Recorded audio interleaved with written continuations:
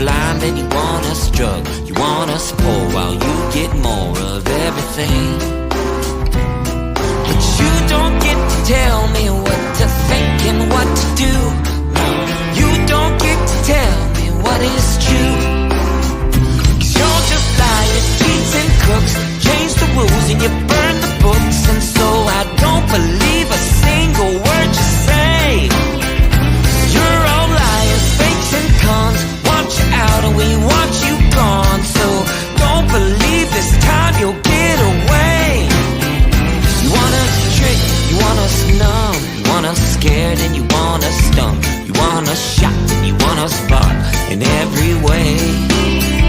You want our minds, you want our time. You want us framed up in your crimes. I hope you know that it's time to go and we're taking names. 'Cause you don't get to tell us what to think and what to do. No, you don't get to tell us what is true. 'Cause you're just liars, cheats and crooks. Change the rules and you burn the books. And so we don't believe a single word you say. You're all liars, fakes and cons. Want you out and we want you gone. So don't believe this time you'll get away. 'Cause we see la la la la la la la la all your lies. La la la la la all your lies. You don't get to tell us what to think and what to do. You don't get to tell us what to think and what to do. You don't get to tell us what to think and what to do. 'Cause you're just liars, cheats and crooks. Change the rules and you burn the books. And so we don't believe a single word you say. You're all liars, fakes and cons. Want you out and we want you gone. So don't believe this time you'll get away.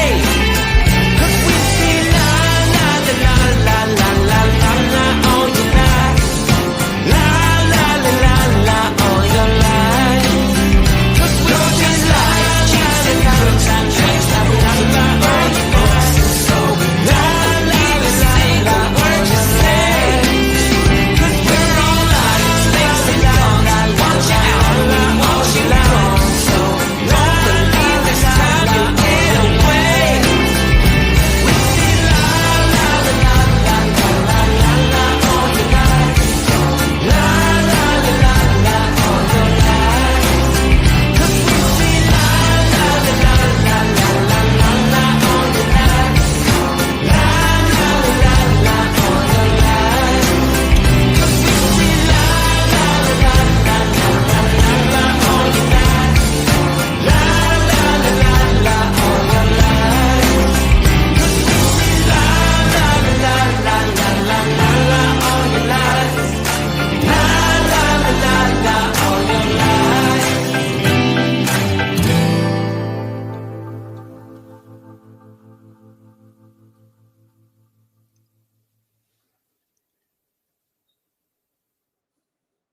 Hey folks, how's it going? Welcome to the program. Hey, do me a favor. I know you want to give the system a double-barreled middle finger. Give the system just one finger. Please do me a favor. Share this program right now. Get your family, your friends, everybody involved. Today's program is going to be highly educational. It's going to be very revealing so you understand what's going on. And this is one you don't want to miss because I'm going to show you what's going on and how they're doing it. Because, you know, if you don't understand how the system does this to us, there is no way that you can fight back and or push back. It's all about information and truth. By the way, I do my program 7 days a week. You can tune in 7 a.m., 7 p.m. Central Standard Time is how I say it, 777, because we're all lucky to be here together. And then, of course, we have additional programming at noon. And on the weekend, sometimes we run marathons of everything we did the week before so you can catch up. I would highly recommend you consider making sure you follow the base program. If you're on Rumble right now, will you click follow? The reason is socialist media is added again in an election season, clamping down on everything we do, trying to make sure people don't see it. You will always get the pure feed, the unobstructed feed at Rumble. So it's rumble.com/Jovan Hutton Pulitzer. And by the way, I've given you a download, and you can find that over at my locals. This is where we talk directly behind the scenes. We'll talk again today, right after this program. I've given you a 136-page download to show you what's going on so you can study it at your leisure. I'm showing you the blueprint. I'm showing you the plan. And I'm surprised even now how many people don't clearly see what's going on. It's just like your friends or family that might be extreme liberals, and you can't understand why the hell that they're going along with. You can't cut a wanker off a boy and call him a girl, or boobies off a girl and call him a boy, but they're still blindly following along because they think they're doing right. That's part of the, muckery that they do to all of us. And they lead people into their own demise. And that's what's going on. We're being led into our own demise. Real quick before we get started, let's talk about your money. It's very simple. Don't turn away. Most people don't want to talk about money or whatever, but I just want you to prepare, right? You got to be aware. You truly, truly just have to be aware. Okay? I just want you to be aware. And I want you to be clear, everybody listening right now. Today's program and many programs talk about scary things that could potentially affect you directly. And I'm going to change that word could to will. It's coming. Pay attention. And what you're going to see today, it's already in process, and it is going to affect you no matter what. There is no way you can escape it. Now, if you want to turn your back on that, you're an adult, that's up to you. But this isn't an if anymore. So what you're going to do about this is up to you. That's your business. But when it comes to your money, imagine if your money was wiped out. You'd probably freak out, right? Here's an idea. And I've always said, if you're just going to be cautious, be cautious. But it may be changing rapidly. You know it. But just be prepared in case. Here's an idea. Look, you might just want to find out about why people protect themselves with gold and silver. I've got a website, very simple. It's not selling you anything there. It's just get the information. It's absolutely free, jovanlovesgold.com. All it does is show you how to get into precious metals, tax-free, penalty-free, even if your money's still in a retirement account, like an IRA or a 401k.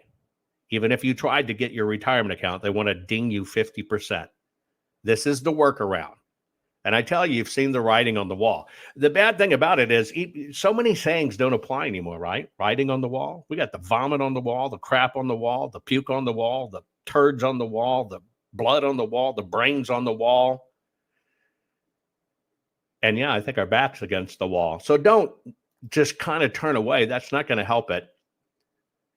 Consider going to jovanlovesgold.com, get your free gold and silver kit, because this is about control, your own control of your own privacy, your own control of your own freedom. I cannot predict the future, but today you better pay attention. I'm going to show you the future. And if you ignore it, that's totally up to you. Or you can prepare for it. You should prepare for it. And at the very least, you should be educated about your choices. So take action, defend your freedom, your privacy, your future. Go to jovanlovesgold.com, get your free gold and silver kit right now. I'm just asking you, don't ignore it. Don't think how many things we put off. Think about all the things you told your younger self you wanted to do, and here you are, your older self, and you're thinking, damn it, I never did it. It creeps up on you faster than you know. We're going to talk about something very hard, something that's in play, but it truly is how to conquer America. You might be wondering why I would even do a program called How to Conquer America, because it's an ancient tactic that is already in play right under our noses. Share this program. Let's get started. Cut the crap. How many times a day do you want to say that to politicians, the elite, the loony liberals, the fake news media, and the gender-confused, emotional socialist snowflake crowd? Cut the crap is your secret weapon for fighting for our freedoms and our great republic. It all begins with a massive mental enema, freeing you from the toxic news and politically correct views, which constipate your consciousness with stinking thinking. Your host, Jovan Hutton Pulitzer. He's known for calling out politicians and telling them to cut the crap. You've seen him on virtually every television network and listened to him on Coast to Coast Radio. And now he's here to help you learn to fight for America. Culture, race, and American politics. They all have one thing in common. They all need to cut the crap. Now, here's your host, Jovan Hutton Pulitzer.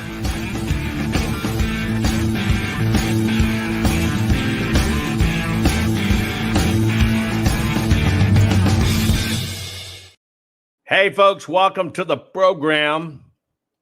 Yes, it's crap. You're not going to like this crap, but we're going to be talking about how to conquer America. It's a philosophy called deconstructionism. The reason I can see the future about what patents need to happen is I'm a deconstructionist. I can look at everything, I can pull it all apart, see where it's headed, put something back new so we know where we need to go. By the way, just a public service announcement. When you come into my program in chat, flexing your bravado, oh, we just need to get our guns and sort it out. Number one, I want to let you know, you don't have the right to come into my program. And for all the thousands of people that get their information here thinking your little bravado is cool when all the rat bastards in the world that want to shut us down watch my program.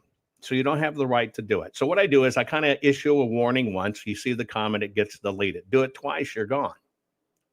See, that's what the system wants. The system wants one weak-minded dumbass to get into chat. Oh, we got to get our guns. And what they do is they use that dumbass tool to block everybody else. Well, just so you know, in our program, we reject dumbassism. So please, stay focused on the topic. Keep your bravado to yourself. You may feel better when you typed it. But see, that's kind of the person that puts thousands and thousands and thousands of other people at risk. So it just kind of shows you're either immature or selfish or you're a bot. So don't do it. Don't do it. Because I think it's more important to save lives. I think it's more important to save lives and show people how to get out of this stuff than it is for the random people sitting at home in their camo playing, I'm going to be Rambo today. Look, no keyboard warriors don't need it. This is about focus. And I'm going to show you, right? I'm going to show you how to conquer America. Because here's the deal. If you don't understand how it's done, you can't defend against it. So you're going to have to think negative just a little bit to see the positive. You can't ignore the negative. It's a fact of life. You cannot ignore the negative. We're going to do a little bit of a journey of history, right? A little bit of a journey of history. And we're going to take a look at the world, and I'm going to show you a few things. I'm going to show you a few things that will help you kind of put everything that's going on into perspective. But first, I've got a question for you. Answer for me in chat.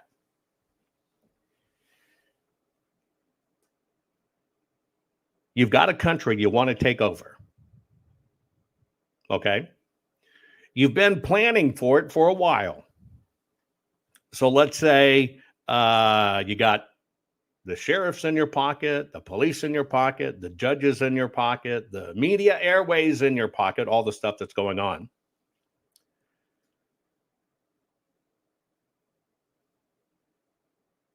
But you're ready to pull the trigger. You're ready to be the conqueror. You're ready to beat the hell out of the people and finally take over. Now, what you need to do, you got to understand, it's very costly to prosecute a war. Very costly, right? $1 a bullet, millions, if not billions, per bombs and equipment. It's expensive. It's expensive to get your armies on the road and everything else. So let me ask you a question.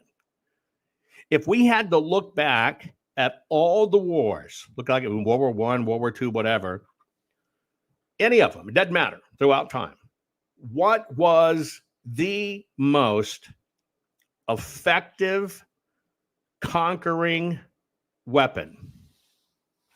What device or tactic or thing? What weapon? Hand grenades did the most, or bullets did the most? What was it? What was the number one device that either killed or conquered the most people throughout history? And now I want to let you know, it's hard to look at this stuff soberly. Hard. It's painful. And by the way, you're right. The most effective deployed weapon is propaganda, crapping in your cranium. But now I'm going to ask you to set that aside. See, I've already told you, you got the judges. I already said earlier, you've got the media, you've got the propaganda. It's done. Now you want to move in on the people. Now you want to move in on the people. You're ready. You've got them surrounded. You're ready to move in. Propaganda's done. Words are done. It's over. Now you're ready to move in and seize the people.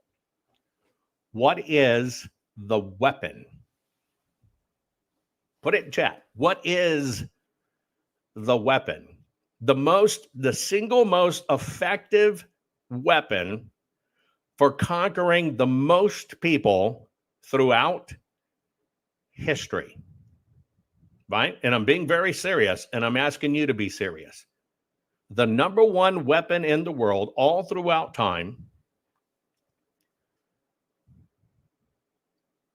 to take over people. We've already said they got the words. And if they've got the words, they've got the fear. Right? Now, here's where we sit today. We know they have the media. You know it, I know it. We know they have the healthcare institutions. We know they have the lawfare. We know they've got the judges. We know they've got, the police and the sheriffs, whatever. So they've got the words. And yes, they're going to turn your kids on you. But now there's one thing left that they have to do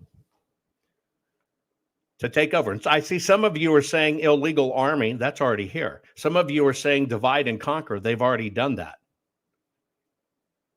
The number one most effective weapon of war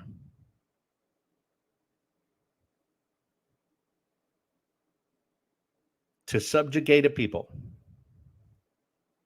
even when those people are armed,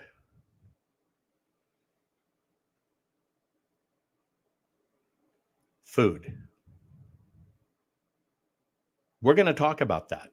So you naturally think they've got to unarm us, and you're right. They're working to get rid of our arms. They're working to get rid of our Second Amendment. But the one thing that conquers the most people historically in the world is food. See, because if they can get control of your food, even if you have a gun, it's incredibly hard to fight because you have no strength and you have very little will. And if you know, they already attack our children, right? They want to make the little boys, little girls, the little girls, little boys. You fought against that. You have your family at home. You're not gonna let that happen. You've run a very great, tight, wonderful ship at home, have great kids. We'll call it biblical, whatever you want to call it. How can they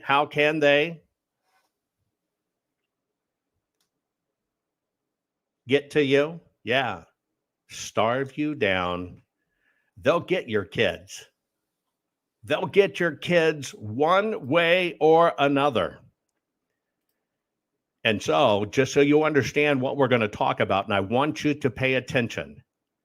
If you want to conquer America, you've got to get control of the food. Now, what this is called starvation sieging.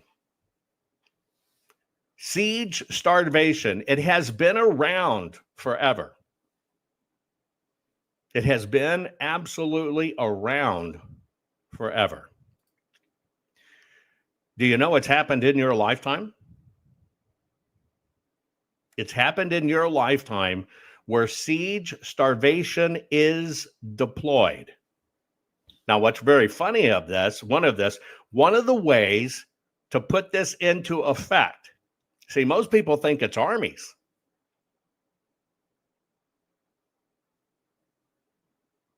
What is the number one item that will allow them to siege your food? So we now know food's going to be it. Now, what do they use in modern times? Used to be different in ancient times. I'm going to cover it. But in modern times, what is it they use to seize your food, to practice starvation siege? What is the weapon? What is the device? What is the tool? Put it in chat. Think about this. Right? Some say disease, right? Some people say they're going to make you register your garden. Some say it's inflation. Those are all, some say bioengineered food ingredients. What's the one tool they make it happen? Inflation, transportation. We're talking about famine. I want you to behold the most dangerous weapon in the world. Right there. And this is why so many people miss it. See, you think it's about, it's all these things. They got to get a hold of water. They got to get a hold of food. But we think about bombs and atomic bombs and everything else. We're past that. It's this right here. And they'll even tell you how powerful this is. I learned, I think I was, 22 when I started that work. I learned that with the swipe of my pen, I could charge someone with the lowest level offense. And because of the swipe of my pen, that person could be arrested. They could sit in jail for at least 48 hours. They could lose time from work and their family maybe lose their job. They'd have to come out of their own pocket to help hire a lawyer. They'd lose standing in their community. All because of the swipe of my pen. Weeks later, I could dismiss the charges, but their life would forever be changed. So I learned at a very young age the power.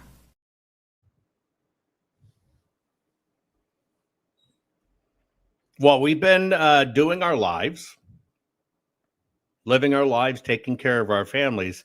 This little bitty device has been in play. And you might think about siege warfare is really far away and really ancient. It was practiced a lot during the Middle Ages, but it's actually going on right now. Just a lot of people aren't putting it together. نهائيا القمح مختفي والطحين مختفي والشعير مختفي. أكل الحمير أكلناه وأكل البهايم أكلناه وعلى الفاض وهالوقت ما فيش أكل. وبنعيش على وجبة، نص وجبة من القمح من الذرة، نص وجبة رغيف صغير، والولاد بيتدوروا جوا على البحر من البيت من سياح، من عياط الولاد من سياح. لما بشوف بتقطع بطني، أنا بصبر على وجبة واحدة. طب الأطفال ما بدنا سيد، بدنا أكل، سيد بدنا أكل، من وين أجيب لكم أكل؟ فيش في السؤال. المصاري هالوقت لا توجد، يعني لو جبت معه في عندي $1,000,000 مش ملاقي حاجة أكل. الفلوس ما لهاش قيمة عندنا صار، وما فيش عمل، ما فيش حتى فيش فلوس في المنطقة. من وين؟ 5 شهور هالوقت لا شغل ولا راس. His grandchildren are screaming. He has to leave the house because it's so sad to hear them screaming for food. They ate up the donkey feed because that's all that was left. Now they've eaten through the donkey feed.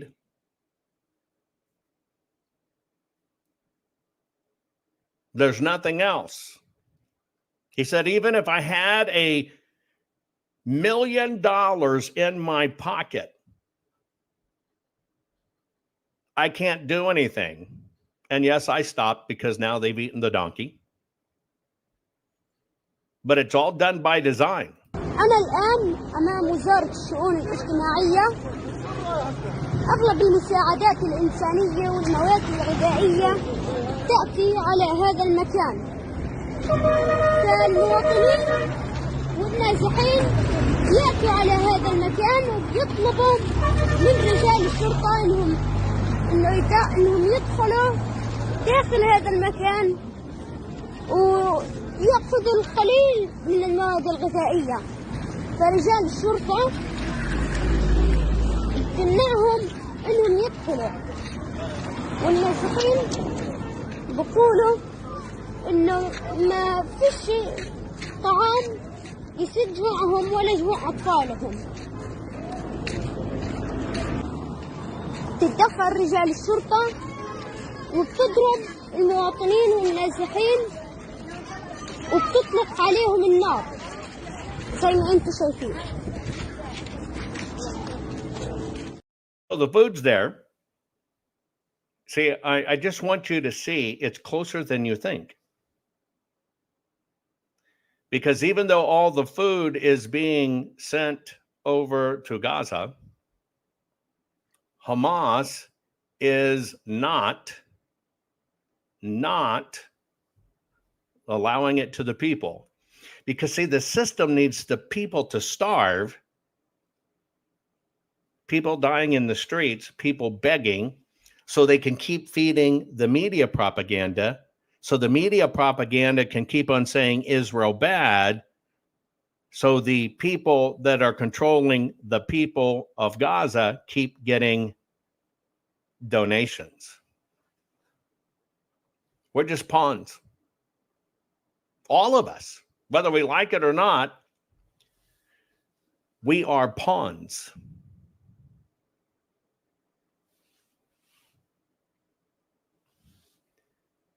Now, some people say, yeah, we need to depopulate. I always tell people that if that's your thought, then what you should do is volunteer your family and relatives first. Be a person of your words. Proof's in the pudding, baby. But it's really easy to throw out there, we need to depopulate. By the way, food's not our problem, and I'm going to show you that. But see, they've told you food is our problem. They told you population is our problem. But there's always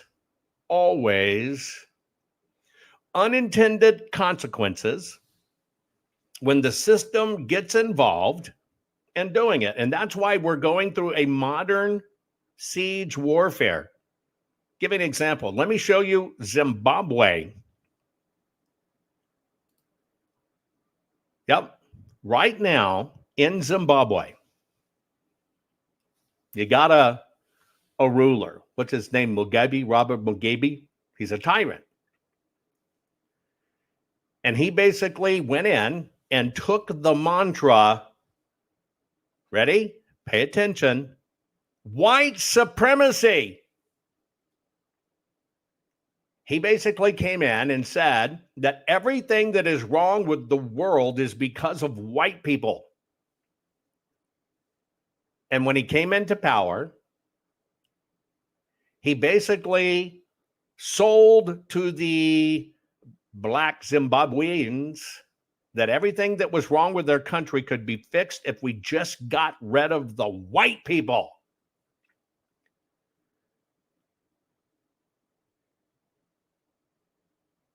Now, interestingly enough, he said it because it's not fair.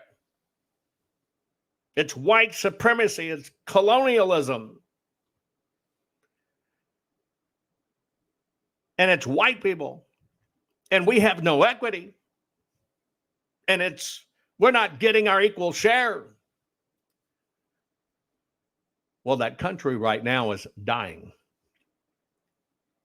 But what they did under the name of democracy is they made it okay for black people to go take it out on white farmers. And so black people got in the streets because it's not fair. It's not equitable. These white colonialists are taking over. They took everything from you. Look at what you have and have not. Now, his massive reign of terror was 2000 to 2005. Of course, we're not sitting there. But why am I telling you? Because they always practice their warfare in places. They learn everything about it. Think of it as a controlled social experiment. And then they roll it out. It's kind of interesting that after this colonialism, white supremacy, which started there, that during the Obama term, we got it here. And now what do people say? Those white people are evil. They're the source of what's wrong with us. Let me show you a little bit about this version of starvation siege. The farmers that are utilizing the land at the moment, if you take the land away from them without compensating them, where would they go? What would they do? They have to have capital to start up a new venture. If you take ownership away from people, you're going to lose all your international investments. People are not going to invest in a country where you can't own something. Ownership is the base of any economic growth. Mr. Ramaphosa wants to create wealth because there are poor people, it's true. And it is true that he wants to create jobs in the agricultural sector, but you're not going to do it through land expropriation. In wanting to create wealth, and then you destroy the one section that is going to create the wealth. Democracy in action is how the South African President Cyril Ramaphosa calls his efforts to change the constitution to allow for land expropriation without compensation. He announced this week he was increasing efforts to do this so that agricultural production, people's access to land, and just and equitable redistribution are increased. What this means is that the few thousand white commercial farmers in South Africa will lose their land and receive no money for it. Under apartheid, most black South Africans were not allowed to own land, with the result that even today, the country's white minority still has a disproportionate hold over farms. When Nelson Mandela's African National Congress took power in 1994, it vowed that by the year 2000, 30% of land would be returned to black owners.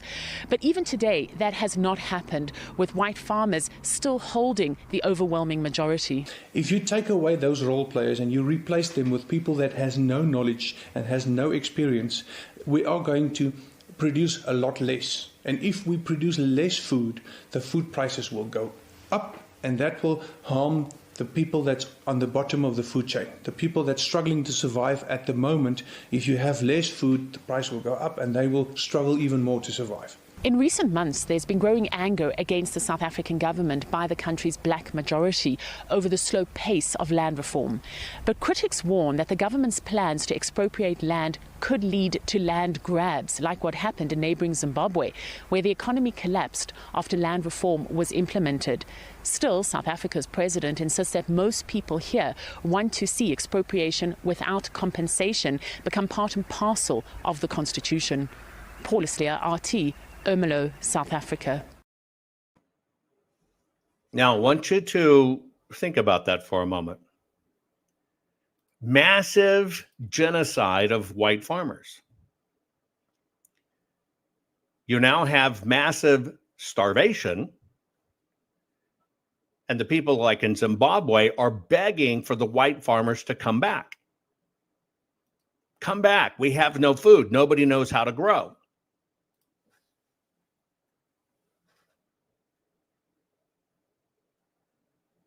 Did you catch that they say it's democracy in action?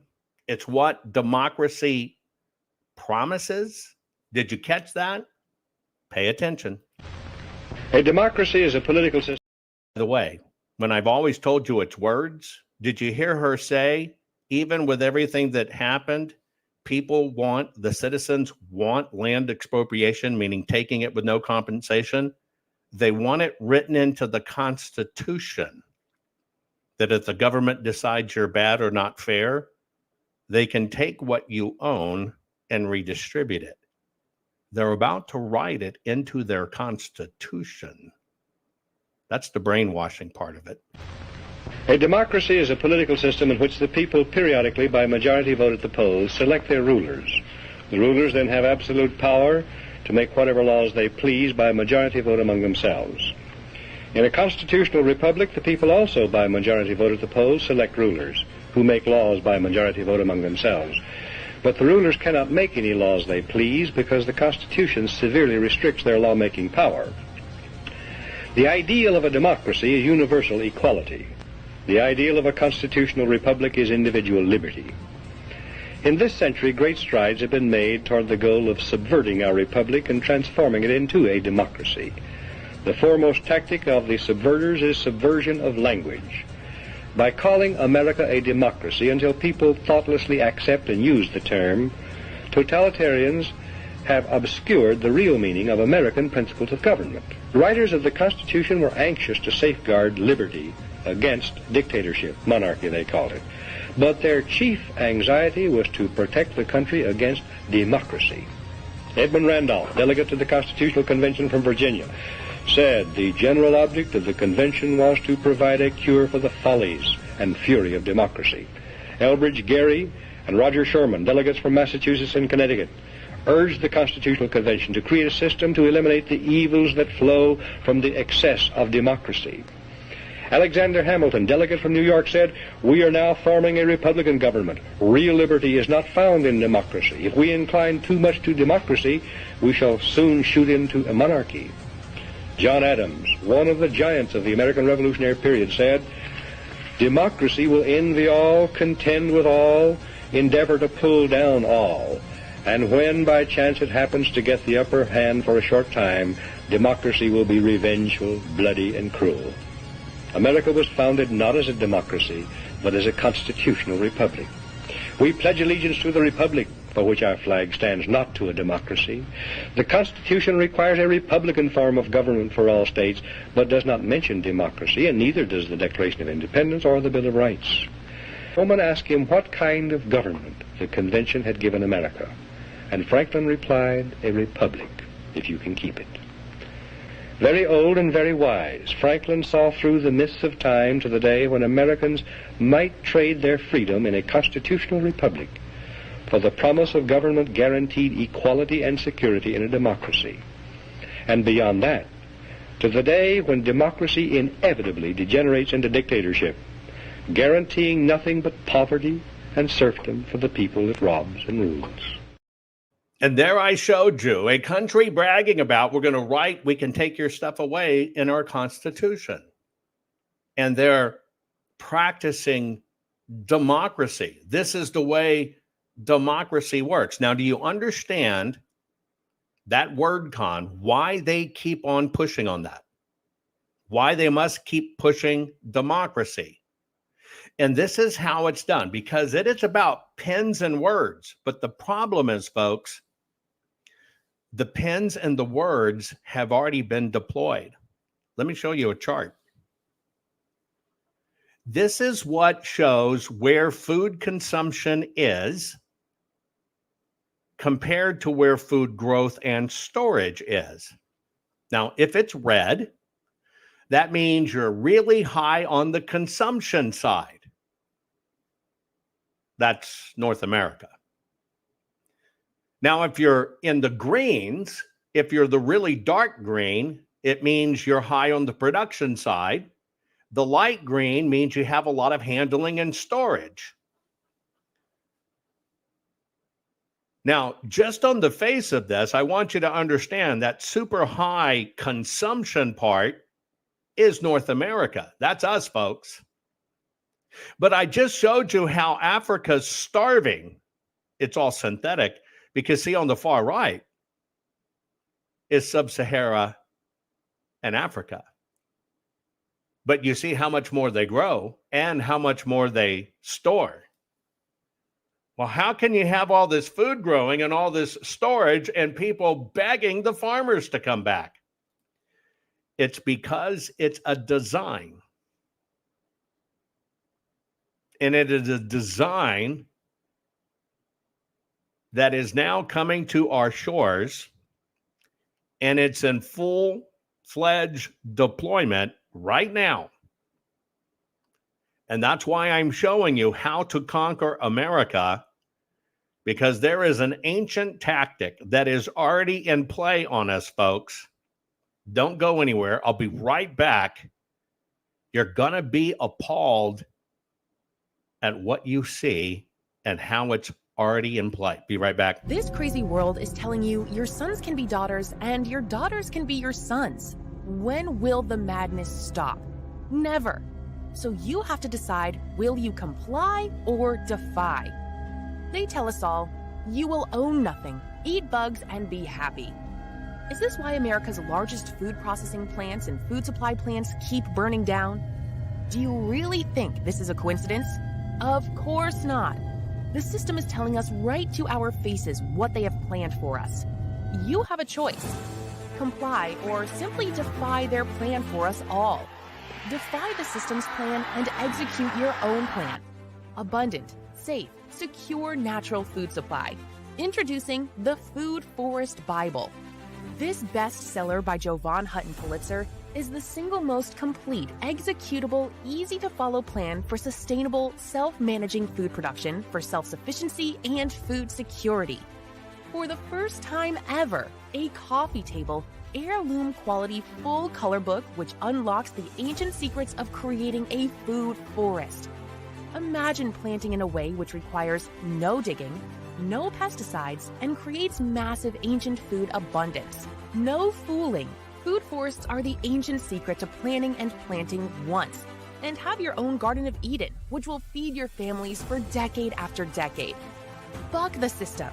Buck the New World Order and order your very own copy of Jovan Hutton Pulitzer's Food Forest Bible. Learn how to create a sustainable, self-managing, natural food production for self-sufficiency and food security for your family. Side yard, small yard, backyard, backlot, or even lots of acres, the Food Forest Bible works for everyone. Order on Amazon, hardcover, softcover, or ebook. Don't comply. Expertly defy the system. Now, there are people out there defying the system because they know this is coming. They know that it's doing to us. And I just want to say, give you a shout out to all of you guys. Thank you for sending me your incredible photos where you have our Food Forest Bible. These are people that understand what's coming, that understand the government's doing it to us, that understand that if they don't take care of themselves and their families, everybody is going to get hurt. Now, I've always talked in my program, I'm about solutions.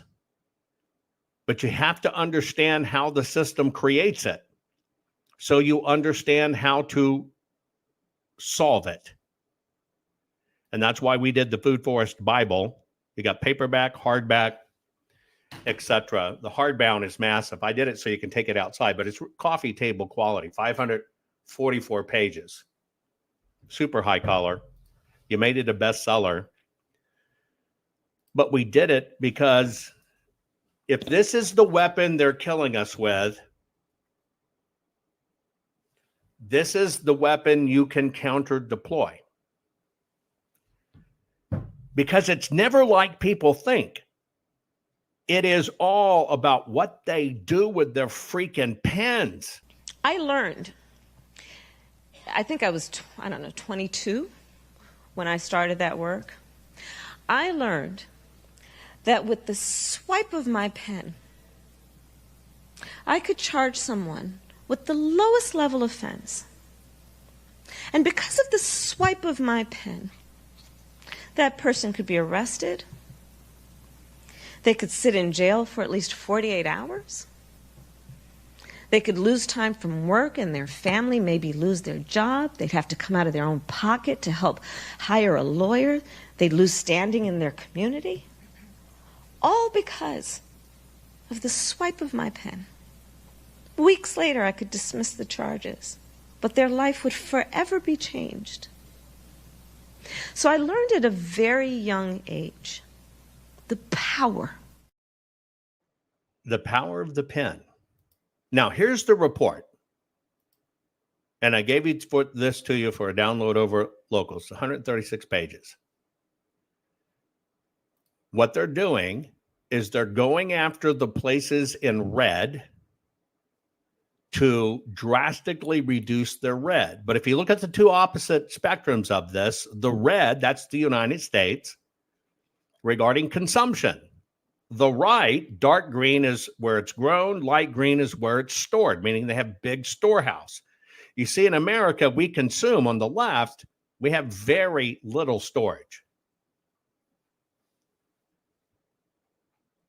This is all a plan. But right now, let me tie it together for you. I just need you to hang on, because you don't want to cut out and not have these facts. Right now, brand new report put out. Hundreds of millions of people on the verge of starvation. Billions more are undernourished as climate crisis, droughts take their toll.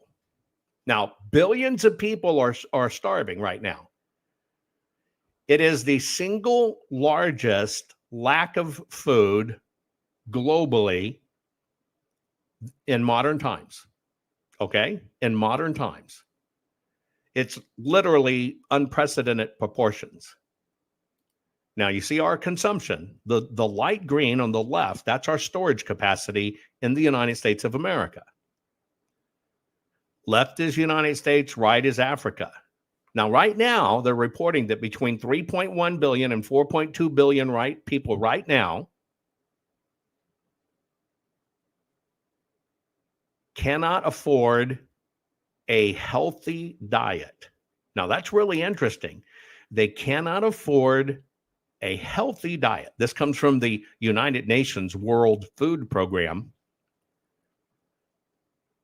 Now, what they're saying also is that here's what's driving it: conflicts, economic shocks, climate extremities, and soaring fertilizer prices are combining to create a food crisis of unprecedented proportions. As many as 309 million people are facing chronic hunger in 71 countries.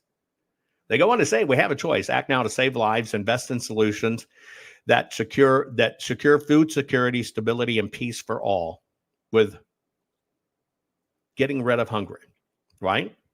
And they said 70% of the world's people are living in hunger. Now, what's their solution? Go back to the chart. On the left, red stands for consumption. So you see, America bad. That's the big consumer.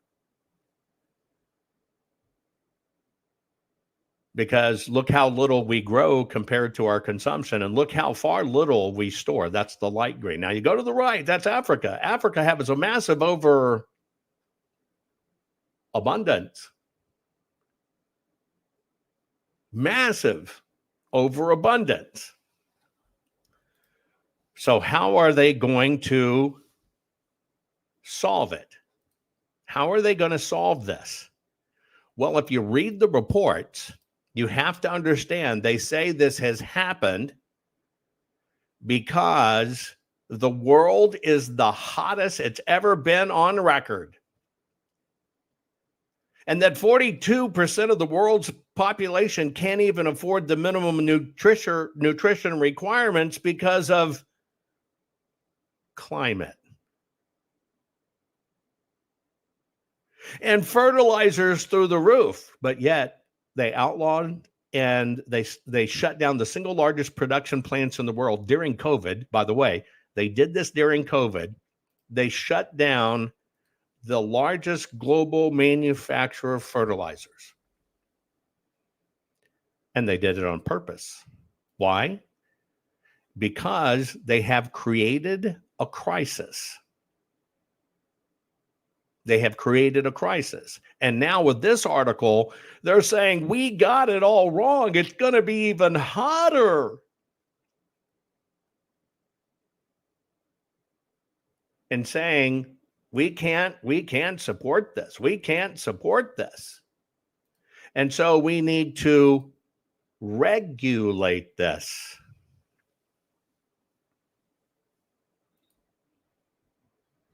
Let's look at this regulation. By the way, this stroke of the penism and regulations going on every country right now simultaneously.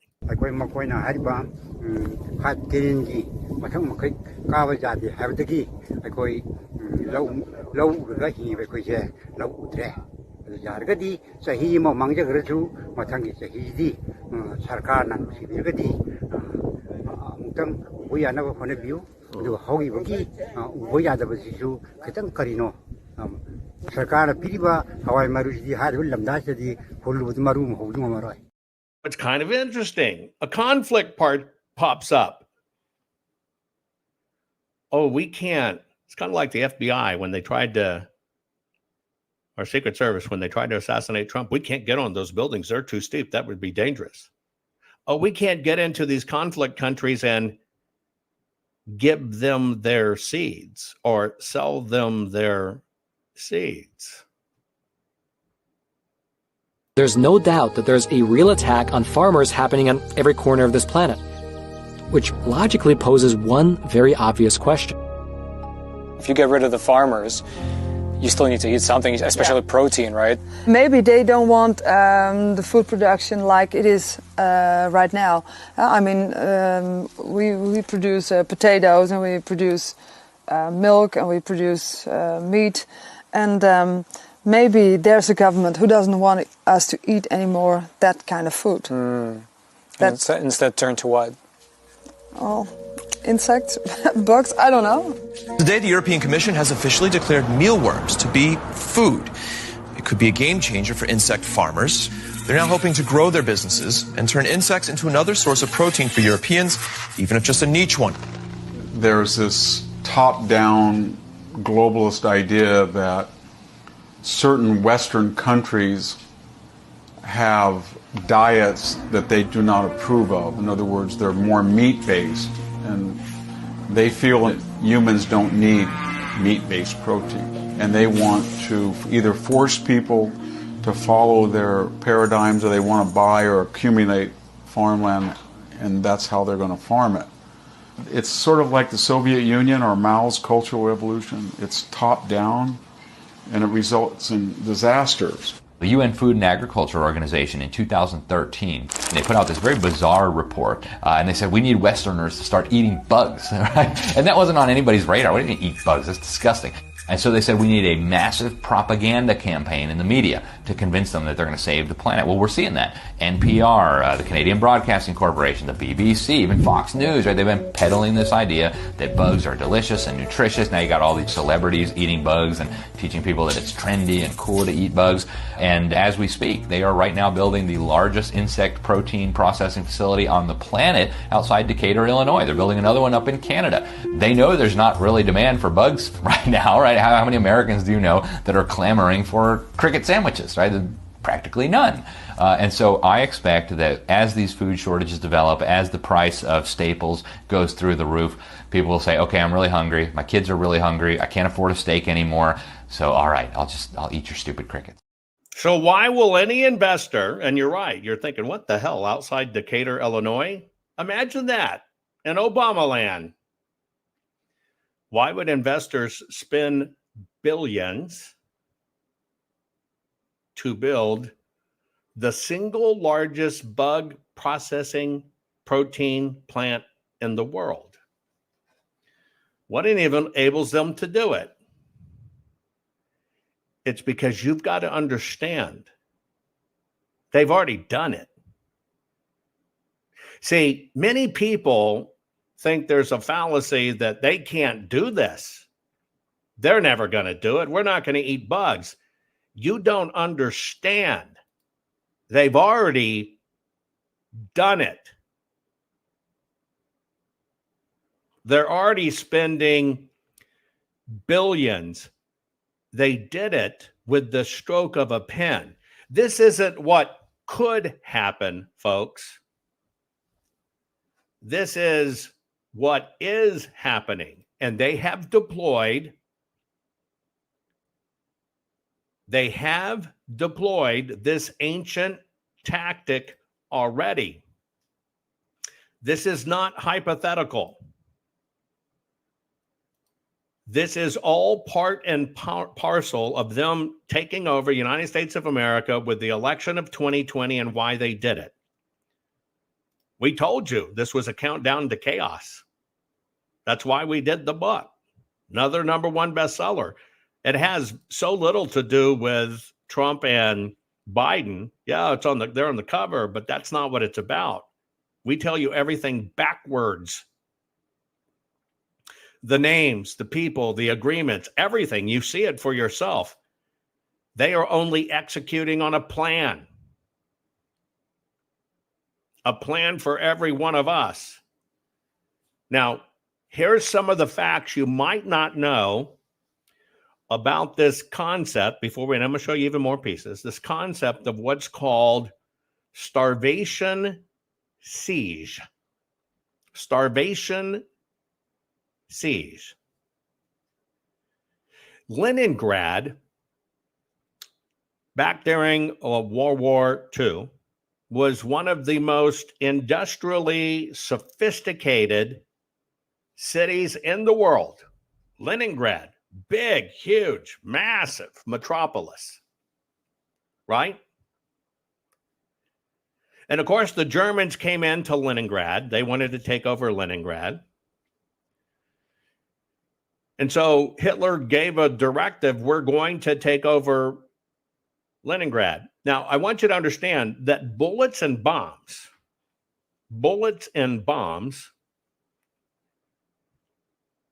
killed 50,000 civilians. Bullets and bombs killed 50,000 civilians. And by the way, on this bug thing, they've steadily been working it into our food supply. It's already there. Because when they flip the switch, they'll tell you it's okay. You've been eating parts of it all along. It's no big deal. That's how they make it invisible.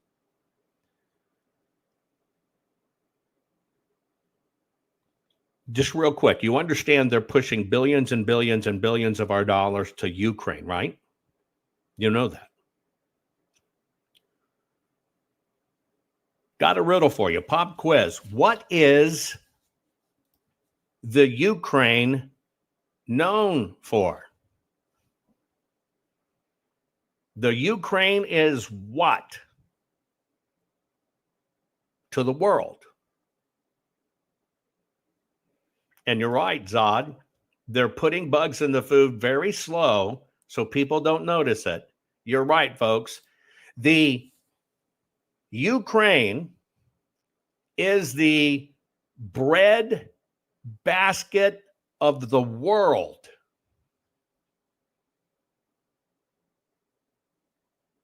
It is where the most and the best wheat in the world is grown. Now, see, the bad governments don't tell you that. They try to make you think that Putin's trying to get control of it. That's not true. Putin's trying to make sure it doesn't get into the evil hands control, which they're doing by shutting it down. Now, why do they need to shut down wheat? You'll understand in a minute. Don't leave, because I'm going to give you the numbers. But do you think it's any coincidence that that conflict, where our government put bioweapons, where Putin goes in to shut down the bioweapons because he doesn't want them, and he's trying to fight to keep wheat production there because it's the bread basket of the world, while our country wants to be known as the weed basket of the world. Our priorities are upside down. And yes, Zod, many places, they've already approved cricket protein in flour products as the protein additive. Now you think about it. Go back.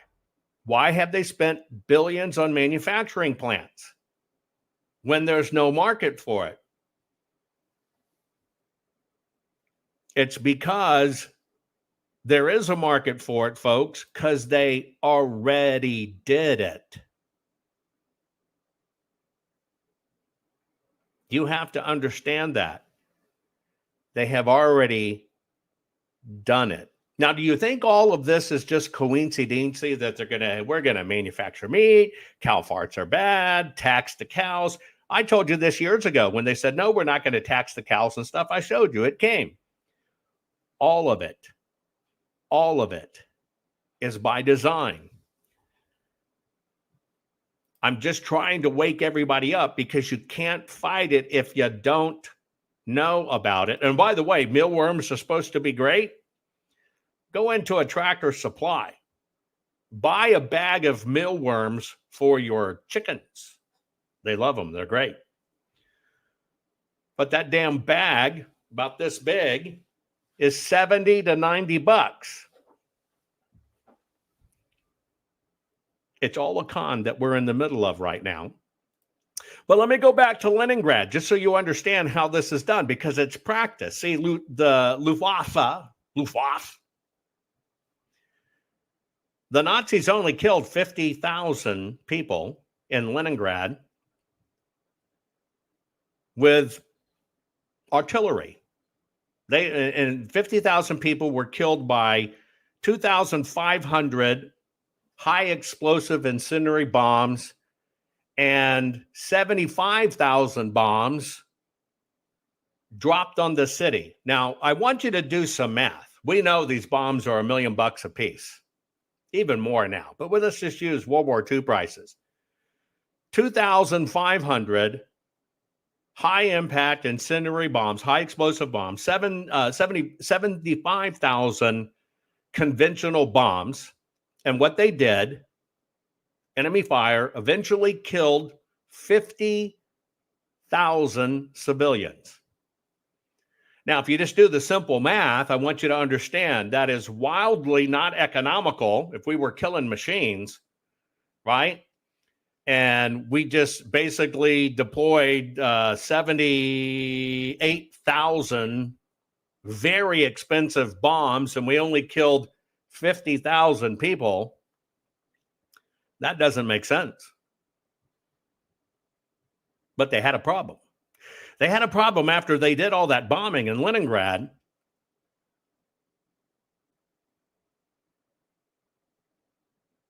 There were just over 3 million people there. And they wanted the city. So what did they do? They carpet bombed the city. They shot everything up. What did they actually do? Well, what they did is they proceeded to engage in what is called starvation siege. Now, starvation siege, it's been practiced forever. They went after food and water. That's it, food and water. Now, you'll add electricity to that. But what they did is they got a hold of what was called the road of life. Now, the road of life was how everything came in and out of the city, how all the people got fed. Let me take you back to this chart. Look at the left. That's the United States of America. Let me see if I can zoom this up for you guys. Hang on. I'm gonna get a better picture. Let's see. Where is it? Here. Drag it over here. Pump that sucker up. Pump it up. Pump it. Okay. Let me get here. I'm gonna go back to here because I want you to focus on the US of A. Okay. This is us. And I should probably even pump that up again. Let me get, oops. I'm going to give you a better look because a lot of you are looking on small screens. Let me go here and do it this way. Okay. This is the United States. So we're the big evil consumptor of this stuff. We chew it up. This is how the numbers break down. But we have such very, very, very small, what is technically called handling and storage. Now, if we compare to a country right now where they say they're starving their asses off, here's Africa. They grow so much food, it's nuts, and they store so much food, it's nuts, compared to the United States of America. But yet this country's starving. Now, why is that country starving? Because they use Africa and its out of control society and its corrupt nature as the test bed for what they want to do to us. So Hitler decides he's going to practice starvation siege on Leningrad. They got 3 million people in the city that aren't capitulating, that are not capitulating. Think of us in a siege. Think about how much storage. And by the way, the only reason our light green and storage is as high as it is because they combine it with handling. Our storage is almost crap. But anyway, so Hitler practices this medieval tactic, which is outlawed in every country. But Hitler had to get around it. It's been outlawed for a very long time. And so what he did is he immediately put all of the city, he shut down all the traffic. He shut down all of the road of life that brought everything into the city. And he began to starve people. Now, I'm going to give you some of the numbers real quick. Where 77,000 bombs killed 50,000 people, Hitler's starvation siege killed 600,000 people.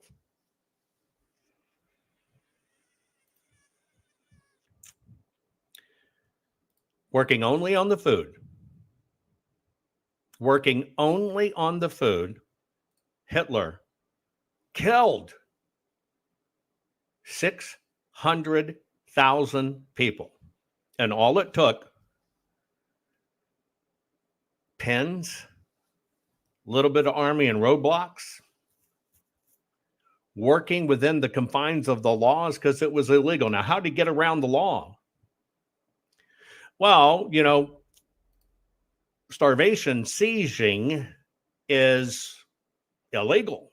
Geneva Convention, everything else. Every country's agreed on that.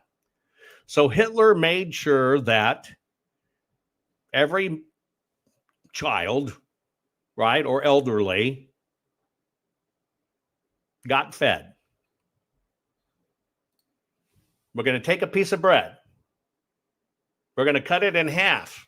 Whether you cut it at a diagonal, cut that. Don't dare cut your crust off. You need it.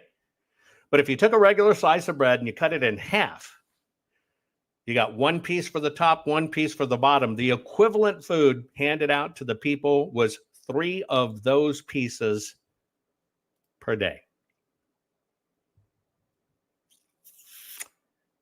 3 of those pieces per day.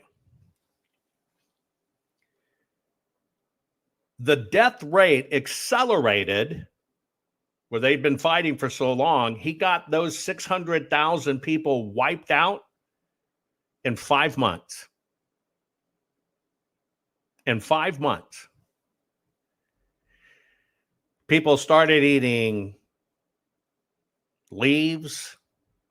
It happened to be a city that made petroleum jelly. People started eating petroleum jelly. They started eating the glue from wallpaper. All the household pets were eaten. Everything. And of course, they had no power, so they burn up their libraries. They burn up their belongings. Thousands of people were also executed for cannibalism. Now, this is what's called starvation siege. And technically, it is against the law. But right now, with even all of this storage in Africa of massive amounts of foods, they claim under global warming, we have a crisis. We need to fix it by, well, we got to change farming, but yet they have all these supplies. So why are the people there starving? Because they're put on rations. Now, you may think this is distant from you because right now we got so many damn ghosts to chase, right? We have so many things to think about. And you think we're suffering now.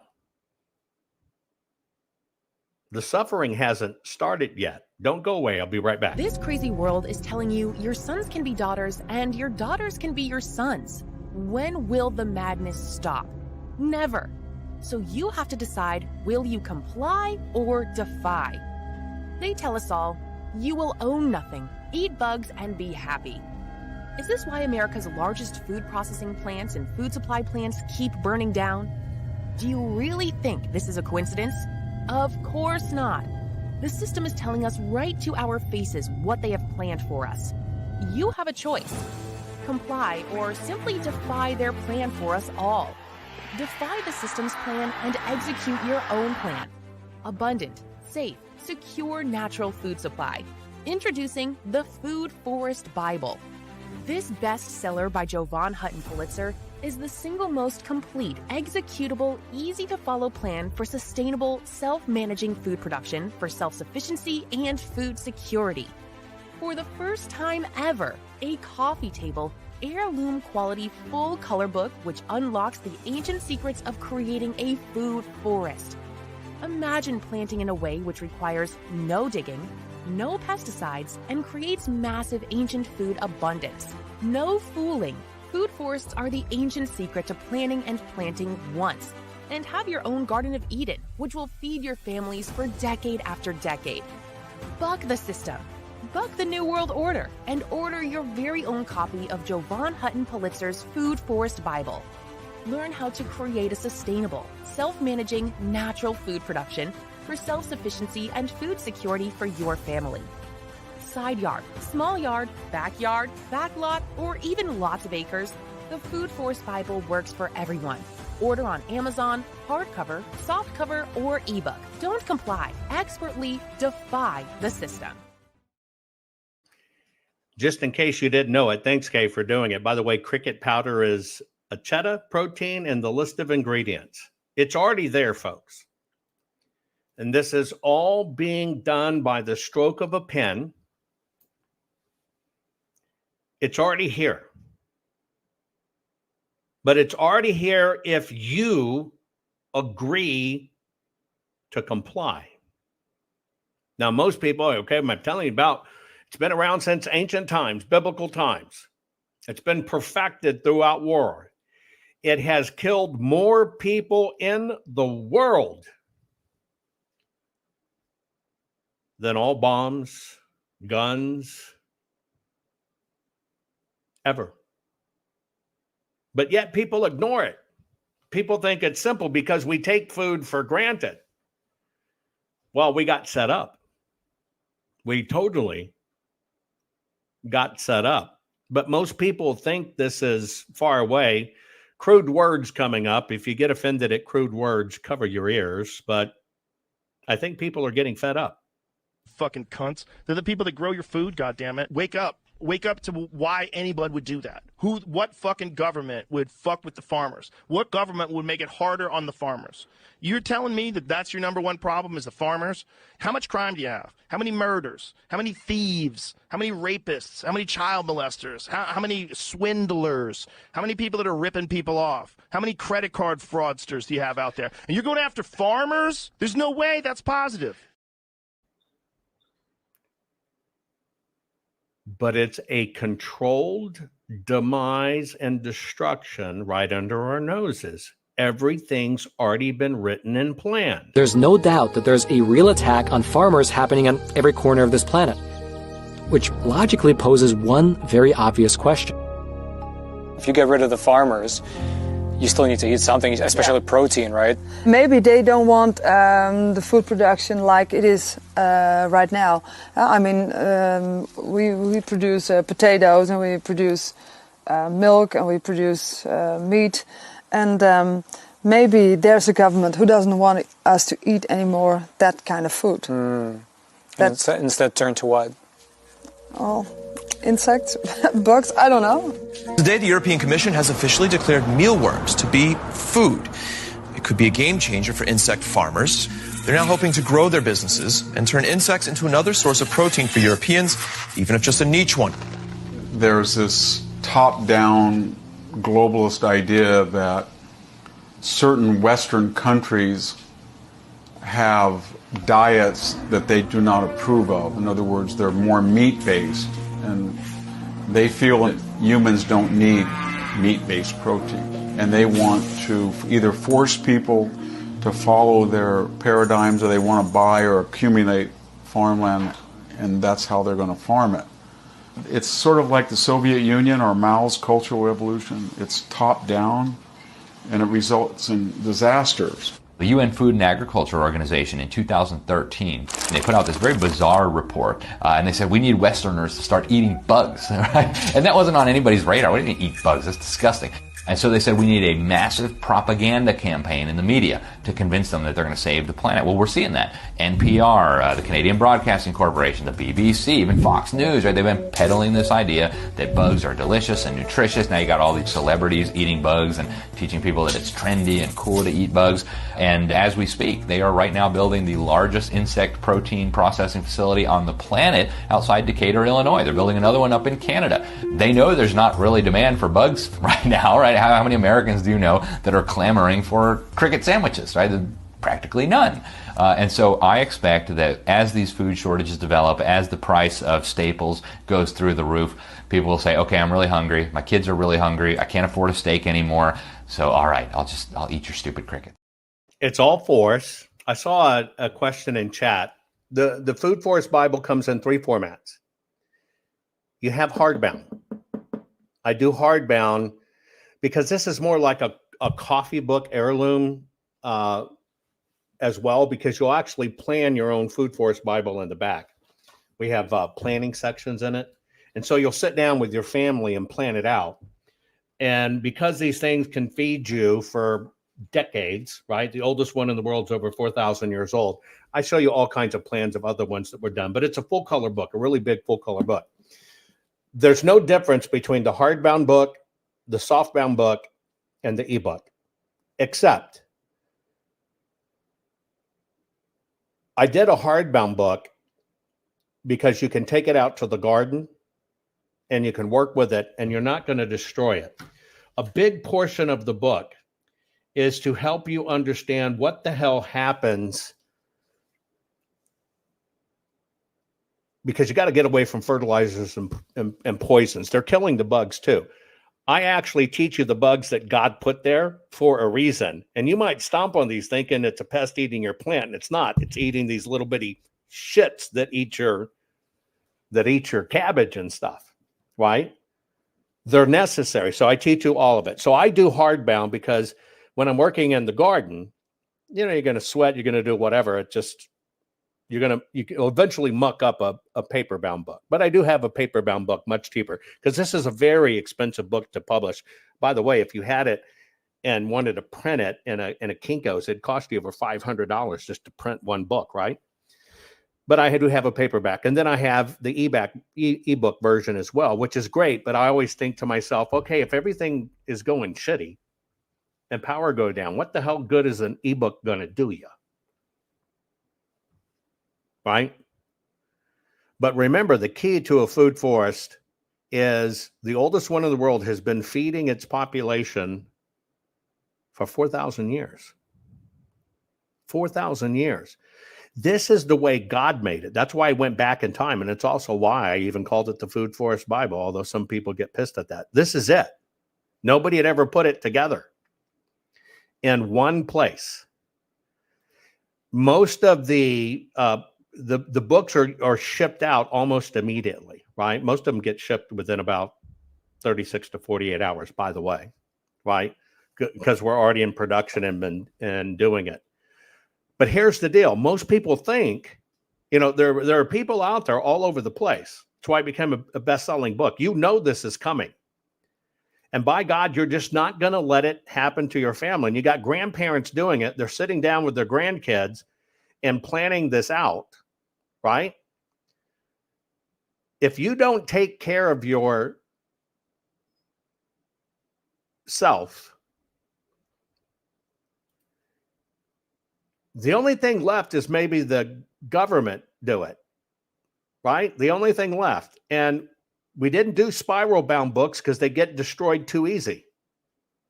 Period. And you're learning things. You're learning. And somebody put it in chat, and I'm just going to show you real quick.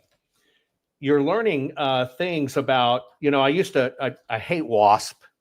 I got stung on the nipple the other day. Oh my God, those big ass looking bumblebee things. I was out walking the property because we're about to do some big logging up on the mountains. I didn't tuck my damn shirt in. Freaking bee stung my belly button hole and then stung my left freaking nipple. Just below my nipple. And I'm talking welted up. Anyway. So I hate bees. But the reason I say this, let me see if I can find this one real quick.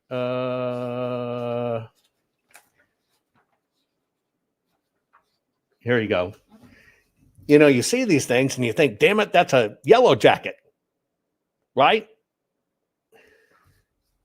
No, it's not.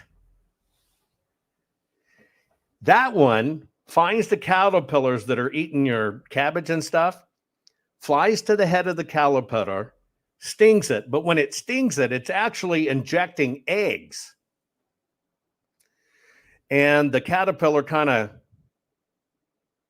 you know, feels stung for a day or two. And then about 2 days later, 3 days later, the caterpillar erupts in baby wasp.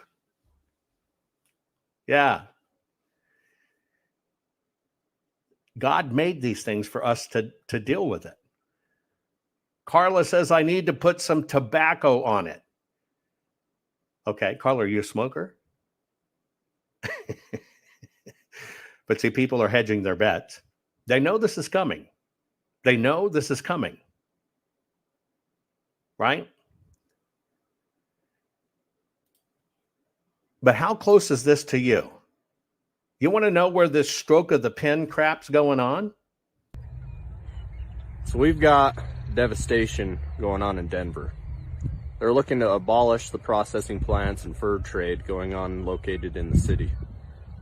Now, Superior Farms has been there for over 70 years. It's an employee-owned processing plant, and this is going to take out over 170 jobs with good benefits and good wages. Not to mention the devastation it's going to take on all the local ranchers and the farmers that run their animals through there each year. 500,000 lambs is a lot of lambs, and that's a lot of fur and a lot of meat supplied locally to the community. We need to stand up against this and make sure it doesn't happen. That's one plant that's been targeted. Thanks for the tobacco tips, folks. I'll check it out. That's one plant, one city that's been targeted. But in the name of save the environment and save people or whatever, and that's Denver. Do you understand how many farms it wipes out? It's going on everywhere, folks. They're planning on making a battery plant for electric vehicles. They're taking farmers' land to do this. Expropriation is when the government says, here's a little bit of money, take it, we're going to take your land. And if you don't take it, we're still going to take your land. So what's happened now? Well, the farmers decided we're still going to plant our crops. It's still our land. Here in Canada, we have farmer protections where if you plant a crop, you have every right to harvest that crop. Well, the government doesn't care. They hired a third-party company to come in and destroy it. The crops were only a couple weeks away from harvest. That's 2.8 million pounds of grain. That's 2.5 million boxes of cornflakes. Garbage. All that food completely destroyed in a world where people are starving. Farmers feed cities. And if this attack on farmland keeps continuing, I'm a little bit concerned about the future. So what can you do? Share this video. We need to shine a light on these cockroaches. They're destroying our food. They don't care. This needs to be stopped. No farmers, no food, no future. Follow this page for more updates. That's the deal, folks. But you see how they wrap it in, we got to save the environment. Every single country, all of these countries with high red, every one of them are under attack. Yeah, I can't get planning permission. Maybe I should buy an apron and join the Masons. I don't know what you have to do, but I simply can't get planning permission for anything. Which is infuriating, but it's not just me, as it turns out. I thought it was, but farmers up and down the country are saying the same thing. It's, as I'm sure you know, Tom, the basic farm payment scheme is being reduced dramatically. Mine's gone down from 80,000 to 60,000, goes down to 40,000 next year, and will eventually go to nothing at all. And the government has told farmers to diversify, to think of other ways of making money and not just to rely on taxpayer assistance. So I thought, okay, fine, I'll open a shop, I'll open a restaurant and sell my produce there. At local government, the local authority just says, no, you can't do that. So they're being told to diversify on the one hand and then told we can't diversify by local planners. You know they're wiping out farmland. You know, they're telling you farming is the #1 cause of the climate crisis, but how are they keeping that farmer from using his land? Because, see, there, one of the sneaky laws is, well, you have to register what you plant, which they're working on here. You have to register what you plant. Oh, you want government subsidies? We have this nice little subsidy. We'll give you a farm loan, but you've got to agree to the terms. You have to tell us what you're planting, when you're planting. You need our approval. Do you see how it works? Nothing's hidden anymore. Why would you mess with the farmers? You're going to get food shortages. Why would you discourage people from growing food? That seems strange.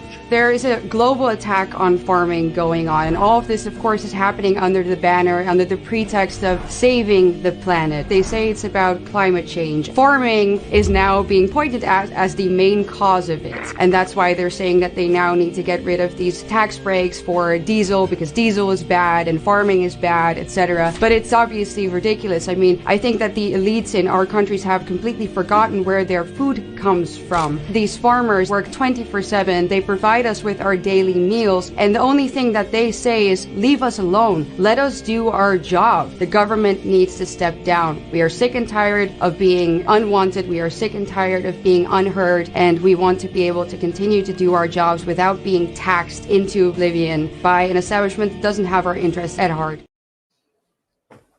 So in case you didn't know, in Idaho, they've restricted water. In many places, they've put a dust restriction. Compliments of Obama. It's dust. It's dust. That means you pay a tax for tilling your land. Well, all of these taxes go up while they pay down. What they do is they're starving out the farmers. And then they reduce the water. So you can't grow. And it keeps on compounding and it keeps on compounding. And isn't it interesting? Factory food pops up all at the same time. Billions of dollars of plants being built. Do you think that's a coincidence? It's all by design. What's important to know is that just like with the Dutch farmers' protest, there is a sort of a structure to the attack on farming that isn't just on a national level. There's definitely, as you said, there's a European Green Deal that we're working with, which is pushed forward by unelected bureaucrats. In this case, forgive me, but a Dutchman, Frans Timmermans, who is the mastermind or the evil mastermind, I would say, behind the European Green Deal. And then in every national country, there is a different set of policies that is used to target the specific farming groups, right? So in the Netherlands, when we last talked, Jordan, about the farmers' protests there, I told you that it was about nitrogen, right? The courts ruled in the Netherlands that we are facing a nitrogen crisis. They are using European legislation for that to get rid of our farmers. And here in Germany, what the mainstream will tell you was the main reason why the farmers now were particularly angry, or what sparked these protests, was the elimination of tax breaks on agricultural diesel. And the backstory to that is that the German government doesn't have their finances in check and has a huge hole in their budget, and was also trying to fill that gap. And they said, well, let's go after what they call klimafeindliche, subventionen, so climate unfriendly subsidies. And so they said, we need to cut back on the tax break that the farmers get for agricultural diesel, which those taxes normally only involve diesel for people who go out on the road. That's what that tax is for. And farmers obviously just use it on their own land. So the fact that they came after the farmers now and tried to, fill their own gap in their own budget due to their own mismanagement, and they target now the people that provide us with our daily meals, that initially sparked a lot of anger. But I would say, and I think you would probably agree with me, Anthony, is that there is a general sentiment within the German population that was very much reflected at these protests, of just feeling like the German government, and not just the German government, also the Dutch government and European Union, is constantly acting contrary to the interests of ordinary people who in fact pay their salaries because they are taxed already into oblivion, right? So the general theme that we constantly heard there was a slogan basically saying the government needs to go, right? This wasn't just about these tax breaks. This was really a general great dismay with the federal German government and the policies that they stand for. Now, let's put all of this into context. Do not think this is coming. This is here. Do not think this is coming.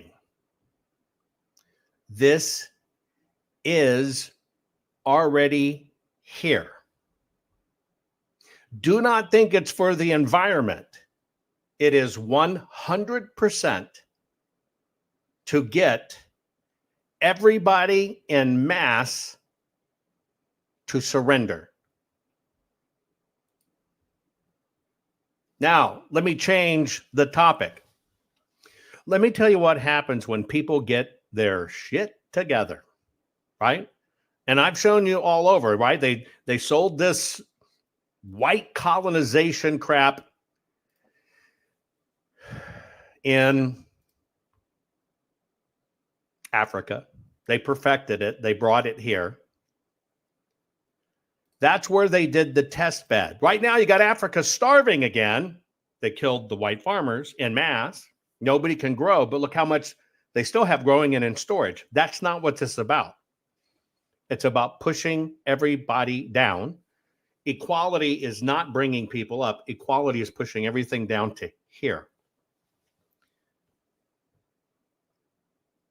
But they understand if they can control the food supply, they can control you. Now, all I'm suggesting to you is become ungovernable. Because I want to let you know, only you can do it.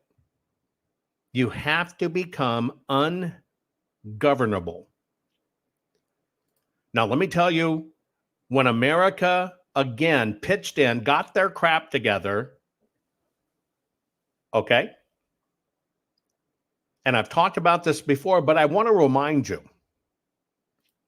I just want to remind you. During World War I, there was a massive global shortage of food. And why was that? Because Europe was caught in war. So the farmers, the agricultural workers, were drafted into military service and went from the plow field to the battlefield. Now, what happened is millions of people in Europe were starving. Millions. My family, part of it. As you know, I'm only first-generation American. And as millions were starving, America answered the call. And you're right, Jimmy, diversity, equity, and inclusion is a con job to get us all to control. That's it. It's a con job to subjugate us, period. So in World War I, the globe, the planet was suffering. Europe, millions of people in serious starvation issues. Americans answered the call. Now, you might not know this, but Americans answered the call, and Americans fixed it for the world. Now, how did we fix it for the world? Well, in 1917, March 1917, just before the United States entered the war, and Patriot Lady, I see families have done that. Grandma put all her children in an orphanage just to survive. It still happens to this day. Anyway, 1917, in March of 1917, just weeks before America got involved in World War I, we created something in America called the National War Garden Commission. And we basically said to citizens, become a warrior, join this army in planting gardens. And so what happened is it encouraged Americans like you and I to contribute to what was ailing us by planting a garden. So America got behind the idea that, okay, we as American will grow gardens because we can. We'll grow gardens to feed ourselves, but production gardens, meaning the mass farms and stuff, the mass farms, we'll let all of the mass farm food be shipped overseas so millions don't starve. In other words, tell you what, we'll get off the tit of the system in grocery stores. Now, remember, we were really close It wasn't that long that grocery stores kind of came into being, right? So we were still close to our origins, the way that God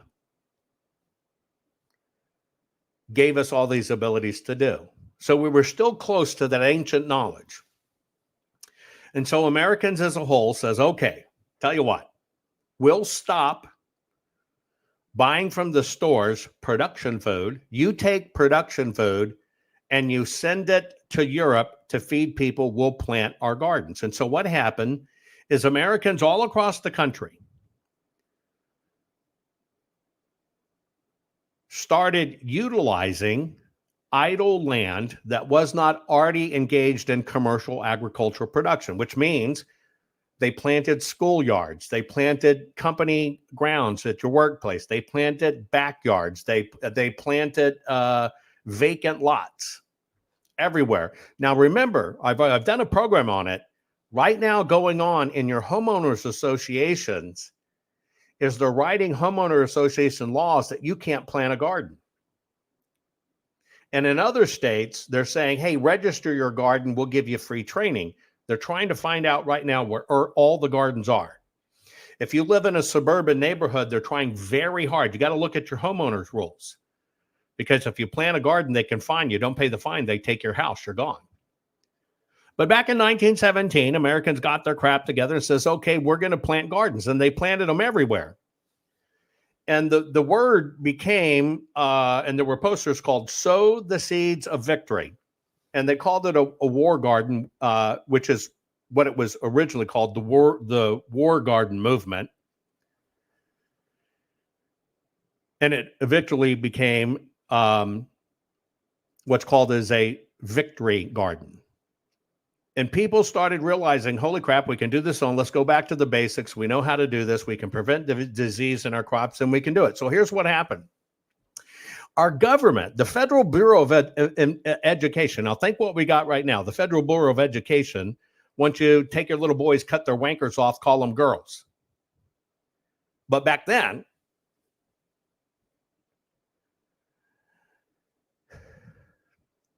they created what was called the U.S. School Garden Army. They literally went in schools and they taught American children, even in the inner cities, how to garden, and they turned them in to soldiers of the soil. Now they're soldiers of the soiled. But they turned them into soldiers of the soil. And so what happened is during that time in 1917, 3 million new garden plots in the United States were planted. 3 million. By the time 1918 rolled around during the war, there were 5.2 million of these garden plots. And what happened is it ended up producing 1.45 million quarts of canned fruits and vegetables.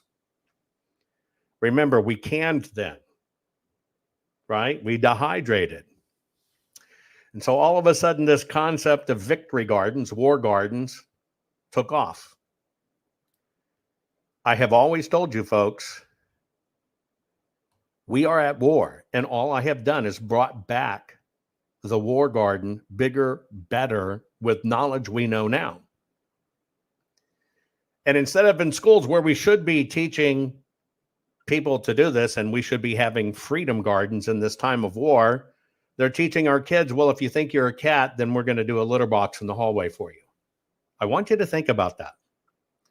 But this is the reason I did this book. This became so successful, it helped save from famine most of Europe. Now, just so you know, this repeated itself 40 years later, 30 plus years later, in the Second World War. And once again, because we're getting our asses kicked, people re-engaged, right?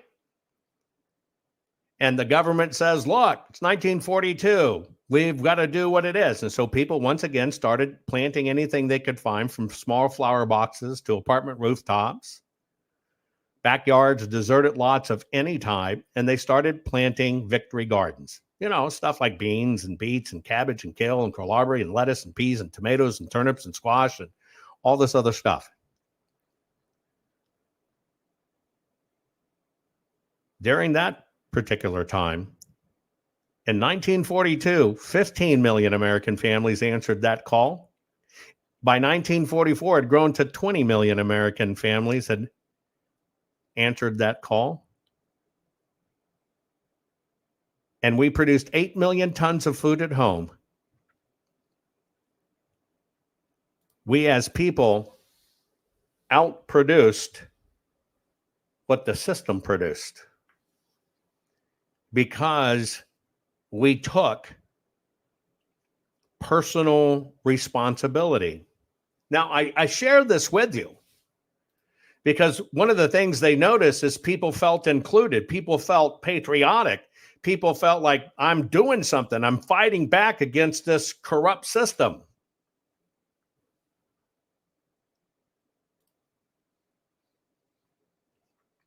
But right now in the world, they are teaching everywhere in schools that gardening is what's creating climate change, and it's wasteful, so the government needs to come in and control it. Do you understand what's going on? And do not think this is coming, folks. It's here. It's done. They did it with the stroke of a pen. They have always known this. They have always deployed lawfare. I learned, I think I was, 22 when I started that work. I learned that with the swipe of my pen, I could charge someone with the lowest level offense. And because of the swipe of my pen, that person could be arrested. They could sit in jail for at least 48 hours. They could lose time from work, and their family maybe lose their job. They'd have to come out of their own pocket to help hire a lawyer. They'd lose standing in their community. All because of the swipe of my pen. Weeks later, I could dismiss the charges, but their life would forever be changed. So I learned at a very young age. There's no doubt that there's a real attack on farmers happening on every corner of this planet, which logically poses one very obvious question. If you get rid of the farmers, you still need to eat something, especially protein, right? Maybe they don't want the food production like it is right now. We produce potatoes, and we produce milk, and we produce meat, and maybe there's a government who doesn't want us to eat anymore that kind of food.